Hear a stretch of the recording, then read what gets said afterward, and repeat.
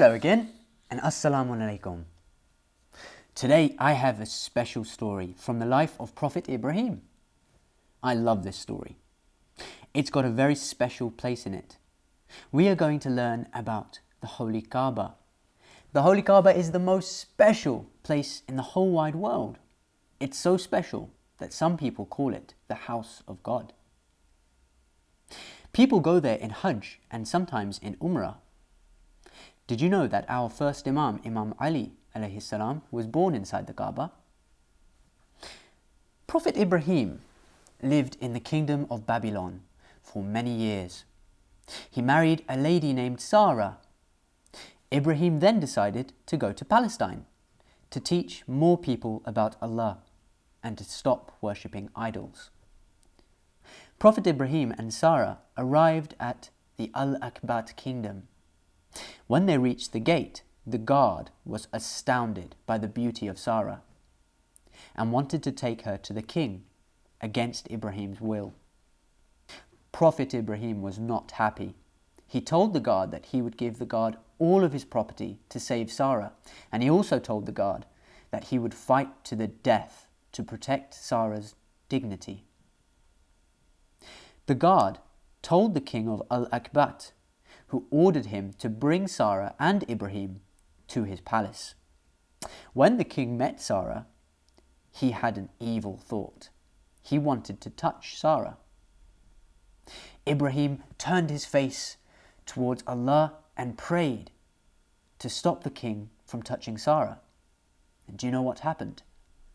The king's hand suddenly became paralyzed. He couldn't move it at all. The king turned to Ibrahim and said, "Did you do this to my hand?" Ibrahim said to the king, "Allah protects those who he loves." The king said, "Pray to your God to return me back to normal, and I will not harm your wife or any woman ever again." So Prophet Ibrahim prayed again to Allah and asked Allah to free the man. Once the king's hand was no longer paralyzed, he gave Ibrahim and Sarah his respects. The king had a slave girl called Hajira, and he told the slave girl to go with Ibrahim and Sarah. Ibrahim continued to travel to Palestine. He later arrived at the coast of the Dead Sea.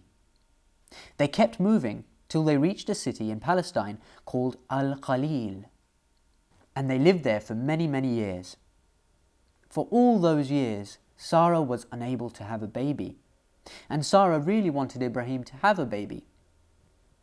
So Sarah told Ibrahim to marry Hajira. Ibrahim was about 70 years old when he married Hajira, and finally Allah gifted them with a blessed baby boy. They named the baby boy Ishmael. Allah then ordered Ibrahim to take Hajira and their newborn baby Ishmael far into the desert to a land called Hijaz. When Ibrahim went to Hijaz, he noticed that there were no trees. There was no water there whatsoever. It was a vast, barren land, full of rocks and sand, and it was surrounded by mountains. Ibrahim felt very scared and sad to leave his wife, Hajira, and his baby son, Ishmael, in the desert. But Ibrahim trusted Allah, and so he did as he was told and left the two in the desert. Prophet Ibrahim was very old when he returned back to his first wife, Sarah. The angels gave Ibrahim another son, this time from Sarah. When Sarah heard the news that she was going to have a baby of her own, she said, "This is so strange. I'm so old, and so is Ibrahim. How can I have a baby when me and my husband are so very old?" Did you know, children, that Ibrahim lived until he was 120 years old? Sarah then gave birth to a new baby boy called Ishaq. Ibrahim went back to Al-Hijaz to visit his son Ishmael, who was now living in Mecca. When Ibrahim arrived in Mecca, he noticed that it wasn't the dark, barren land that it once was, but in fact, a great fountain had streamed and there was fresh, gushing water. The land was surrounded by lush green grass, and people were now living there. Prophet Ibrahim and Ishmael started to build the Kabah, which would be the holiest place in the entire world. Ishmael prayed to God and said, "God, accept this from us. You are the hearer and the knower." When the building was finally complete, God sent down the black stone from heaven.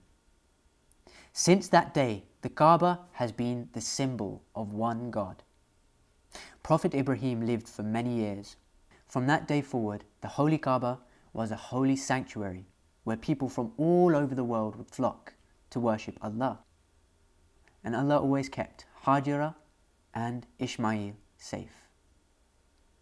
I hope you enjoyed that story, children. I know I did. Bye.